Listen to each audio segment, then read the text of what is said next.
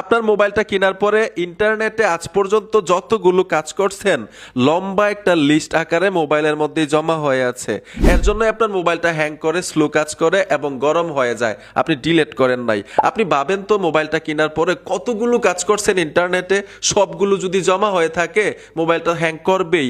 ভাই সহজে দেখাবো ওই লম্বা লিস্টটাকে কিভাবে ডিলিট করতে হয়। আপনি সপ্তাহে না পারেন মাসে একবার হলেও এই সেটিংসটা মোবাইলের মধ্যে করে নেবেন, আপনার মোবাইলটা ফাস্ট কাজ করবে।